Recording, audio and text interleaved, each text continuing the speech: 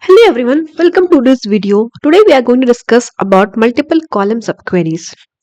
So as the name suggests, the subqueries that return multiple columns as an output to the parent query are called as multiple column subqueries. These kind of subqueries can be used in the where, from or having clauses. And with these subqueries, we will mostly use the in and the not in operators. Using multiple column subqueries, we can combine duplicate where conditions into single where clauses. We'll see this in examples. So we can classify these multiple column subqueries as two categories. One is a non-pairwise comparison and one is a pairwise comparison subquery. So in these non-pairwise comparison subqueries, we will have multiple row subqueries with in operator.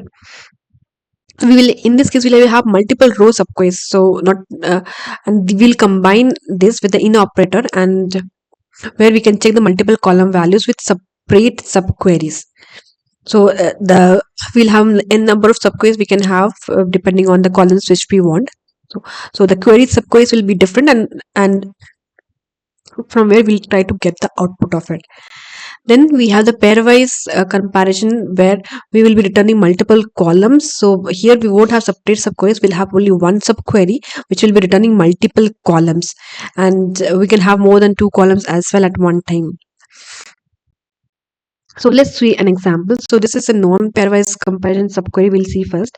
So first we are going to look at a subquery which we'll be using for our example of non-pairwise comparison. So this is a subquery where we are trying to return the manager ID and the department number from employees table where the employee number is in this for. So if for these particular employees, right, this is the manager number, the manager ID, and these are the departments. So now we have the example here.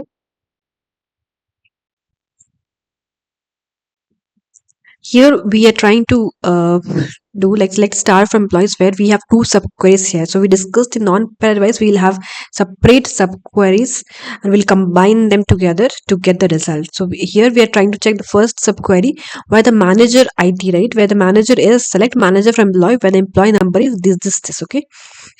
And next subquery is where the department number is in the select department number for employees where the employee number is this, right? So this is our main the final query. So if we can see the above example, right? So this query first it will try to execute the first subquery where it will try to check what are the manager IDs, right, which are available like for these employees, right? So these three are the manager IDs. So wherever these three manager IDs are available, right, it will try to get those rows. So here you can see in the below. So these are the manager IDs which it has tried to fetch the 778, 7698, and 7782.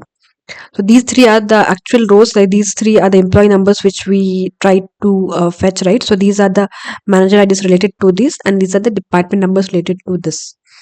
So you can see the query which we have got is we have all the manager IDs which is appearing here, right? These manager IDs are appearing here as well as, and we have another condition, the subquery where we are trying to get the department number. So wherever the department number of the employees is this, right? So first it will check this subquery, it will get this result, and based on these manager IDs, it will check the department number, like wherever department is in this three categories, right, in these three values, it will try to fetch all those departments. So currently you can see we have 8 rows out here, right? So now this is how a non-pairwise comparison subquery works. We'll see the pairwise comparison as well. Here this is the same query which we have written, and you can see we have the select manager ID and department number, the same subquery which we used where we got the above result. This is the result of this query, right? And now we are just in this pairwise what we are doing, we are trying to have the multiple columns written here as well. So instead of using separate where clauses and separate subqueries that we used here, right, we are combining the subqueries and we are having the values, the column names written here as well.